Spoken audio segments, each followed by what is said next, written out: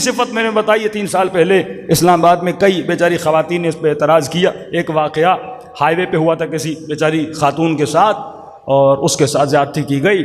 تو میں نے کہا کہ معصومین کا فرمان ہے کہ اگر مرد بزدل ہو یہ مرد کے لیے صفت مذموم ہے، لیکن عورت کے اندر جو ڈر کی صفت ہے یہ صفت ممدوح صفت ہے، اچھی صفت ہے. پھر مثال بھی ہم نے دی تھی جہاں عقل اور شرع، دیکھیے ویسٹرن سوسائٹی اور آپ جو اسلامی سوسائٹی ہے اس میں کلیش پایا جاتا ہے. ہمارے ایک دوست سے کینیڈا کے کہنے لگے کہ مولانا پرنسپل نے مجھے آفس میں بلایا اور کہنے لگی کہ آپ کی جو بیٹی ہے مجھے لگتی ہے بیمار ہے. میں نے کہا نہیں میری بیٹی تو ٹھیک ہے. کہا نہیں مجھے لگتا ہے ڈپریشن میں ہے. کہا نہیں میری بیٹی بالکل ٹھیک ہے. کہا آپ کو ایسا کیوں لگتا ہے؟ کہا کیونکہ جب یہ کلاس میں بیٹھتی ہے تو جو کلاس میں لڑکے ہیں ان کے ساتھ کنیکشن نہیں بنا پاتی، ان کے ساتھ بات چیت نہیں کرتی.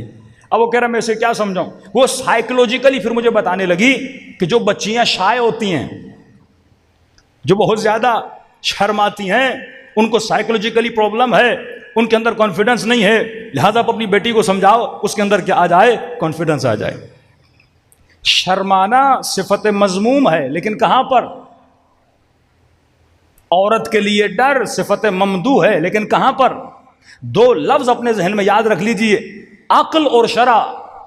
اگر عقل عورت کو منع کرے کہ مثلا تو رات کے 2 بجے نیو رضویہ سے نکل کر صدر نہ جا، عقل منع کرے گا نا کہ عورت ہے رات میں جاؤ گی نقصان ہو جائے گا. شرع بھی منع کرتی ہے کہ عورت رات کے اندھیرے میں اکیلی کہیں پہ نہ نکلے، جب بھی نکلتی اپنے محرم کے ساتھ یا مرد کے ساتھ نکلے.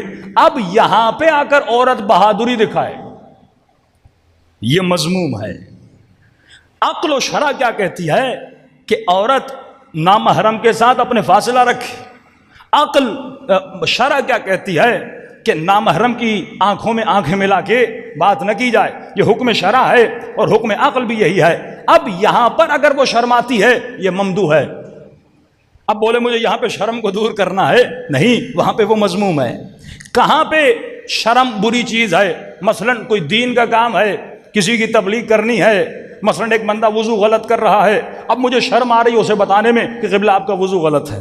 اگر کوئی غلط کام کر رہا ہے میں شرما رہا ہوں. یا ہمارے کئی بیچارے طالب علم دین حاصل کر کے آتے ہیں، بھائی مجلس پڑھیے، نہیں مولانا ہمیں شرم آتی ہے، ہم لوگوں کے سامنے بات کیسے کریں. تو یہ جو شرم ہے یہ مذموم شرم ہے، کیونکہ عقل کا بھی حکم ہے امر بالمعروف کرو نہی عن المنکر کرو. عقل کا بھی حکم ہے اگر کہیں پہ برائی ہے اس برائی کو جا کے روکو، عقل کا حکم ہے. تو جہاں شرم عقل کے مقابلے میں آ جائے وہ شرم مذمت والی ہوتی ہے. لیکن جس شرم کی عقل تائید کرتا ہے اسی شرم کی اہل بیت علیہ الصلوۃ والسلام بھی کیا کرتے ہیں؟ تائید کرتے ہیں. تو یہ معاملہ اتنا حساس ہے کہ اسپیشلی کیونکہ معاشروں کو اگر تباہ و برباد کیا جا رہا ہے، جوانوں کے ذہنوں کو خراب کر کے تباہ و برباد کیا جا رہا ہے. یہ ویسٹرن سائیکولوجی پڑھ کے آتے ہیں اور ہمارے بچوں کو غلط بتاتے ہیں. لاہور کا واقعہ بتا رہا ہوں کہ مولانا لاہور میں ٹیچر کہنے لگا کہ آپ کی بیٹی میں کانفیڈنس نہیں ہے. کہ کیا مطلب کانفیڈنس نہیں ہے؟ کہا یہ جب کلاس میں کانفرنس دیتی ہے، بچے کوئی ریسرچ ورک کر کے آتے ہیں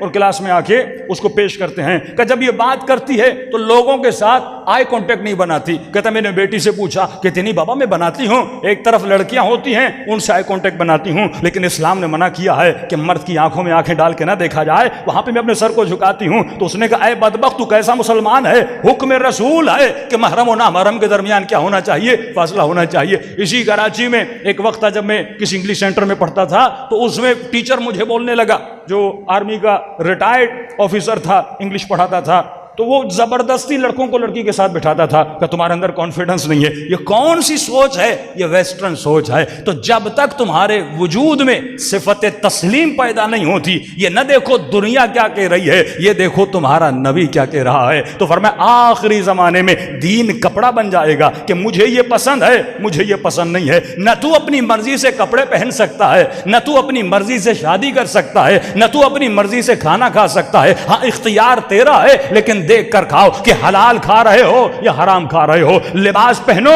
لیکن دیکھ کر پہنو. لباس حیا پہن رہے ہو, لباس عفت پہن رہے ہو یا بے حیائی کا لباس پہن رہے ہو. صرف کپڑے تمہارے اپنے بدن پہ زیب تن نہیں کرنے, تجھے دیکھ کر کپڑوں کو پہننا ہے. کہیں یہ کپڑا نازک تو نہیں ہے کہ جس کے اندر سے میرا بدن ظاہر ہو جائے. اے جوان, جب پینٹ شرٹس پہنتے ہو یہ دیکھ کر پہننا ہے کہیں میرا بدن نظر تو نہیں آ رہا, کیونکہ یہ بدن تیرا نہیں ہے, یہ امانت پروردگار عالم ہے. حسین نے کربلا میں اللہ کی دی ہوئی امانت کو اللہ کی راہ میں قربان کیا تھا. تبھی آواز آئی تھی, یا ایھۃ النفس المطمئنہ ارجعی الی ربک راضیۃ مرضیہ. اگر خدا کو راضی کرنا ہے تو زندگی اللہ کی مرضی سے گزارنی ہے. صلوات پڑھے محمد و آل محمد.